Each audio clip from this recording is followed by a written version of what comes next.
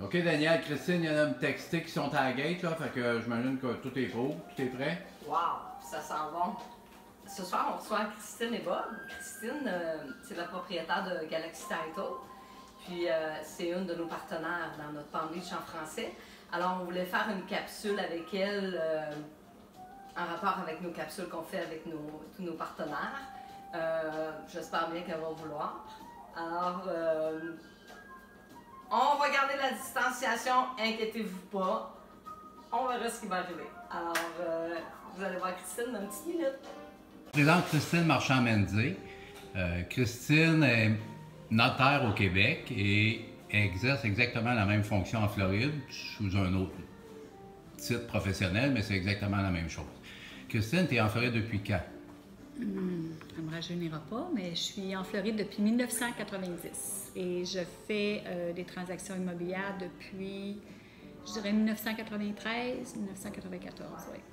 Est-ce que le fait que tu sois aussi notaire au Québec et exerçant la même fonction ici t'apporte une spécialité quelconque ou tu te démarques d'autres agents immobiliers ou d'autres agents de titre ici en Floride à cause que tu es francophone ou les deux? Je dirais que c'est un mélange des deux. C'est sûr que le fait que je suis notaire au Québec, ça m'a donné une base de droit.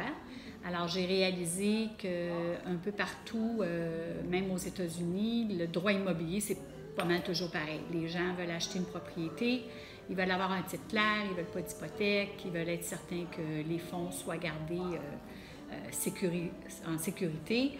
Alors, et aussi le fait que je sois francophone m'a aidé à développer une niche spécialisée avec des francophones qui achètent des propriétés en Floride ou qui ont des besoins de succession, planification successorale, etc. OK. À ce niveau-là, avec la clientèle plus francophone, ben peut-être pas plus, mais en tout cas beaucoup francophone que tu as, est-ce que tu vois un genre de dénominateur commun? Parce que la plupart des gens qui nous regardent actuellement possèdent une propriété en Floride, donc éventuellement, ils vont devoir la vendre. Est-ce qu'il y a une préparation quelconque qu'ils devraient penser avant ou que quand tu les rencontres pour la vente de la propriété, tu te dis « Ah, il aurait dû faire ci, il aurait dû faire ça ». Est-ce que tu aurais un genre de conseil à leur donner? Mon premier conseil, c'est de bien se renseigner sur les frais qu'ils vont encourir au moment de la vente. Okay? Parce qu'au Québec, quand on vend une propriété, comme tu sais, Jacques, ça ne coûte rien au vendeur, sauf s'il y a une hypothèque. Puis la plupart de nos clients n'ont pas d'hypothèque. Mais par contre, ils ont beaucoup de frais au moment de la vente, comme les droits de mutation. Les droits de mutation au Québec sont payables par l'acheteur. Ici, c'est payable par le vendeur, et ça partout en Floride. Dans ton comté, Jacques, en Palm Beach, les vendeurs vont payer la police d'assurance titre, donc qui est encore une autre grosse partie.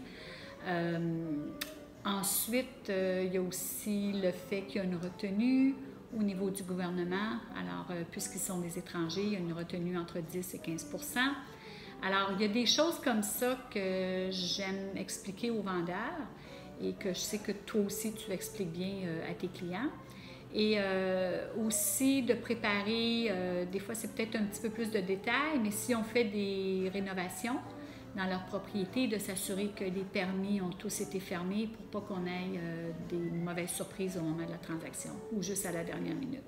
Alors c'est des petites choses comme ça que je peux les guider. En passant, vous pouvez trouver les coordonnées de Christine, qui est propriétaire de Galaxy Title, sur notre site web du Palm Beach en français, dans la section « Nos partenaires ». On ne peut pas faire cette entrevue-là à ce moment-ci, alors qu'on est encore dans le déconfinement, un nouveau mot qu'on a appris dernièrement, sans parler évidemment de la COVID-19. Est-ce que dans ta business à toi, tu as été affecté directement ou tu vas vivre les soubresauts de ça dans un mois ou 2 ou 3 mois? On commence à les vivre. On a été extrêmement occupés quand c'est arrivé. Alors, si on a des clients comme eux qui nous regardent, les clients avant de partir au mois de mars ont tous voulu signer leurs documents, préparer leur vente ou leurs achats.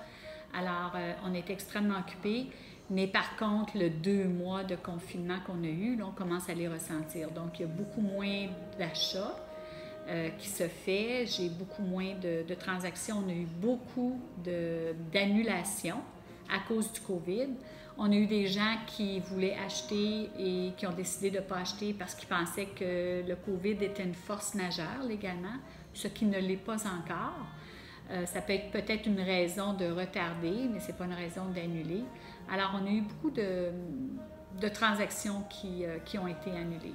Par contre, je dois dire que, étant donné le confinement, étant donné l'arrêt économique qu'on a eu pendant des semaines, je suis encore étonnée que le marché immobilier roule quand même un petit peu. Je m'attendais à ce que ce soit plus tranquille, mais il y a quand même un certain mouvement. Il y a quand même, ça bouge un peu. Je pense que toi aussi, Jacques, tu as des visites, il y a quelques ventes, mais est-ce que ça va aussi bien que ça allait? Non, pas du tout. Mais ça bouge quand même.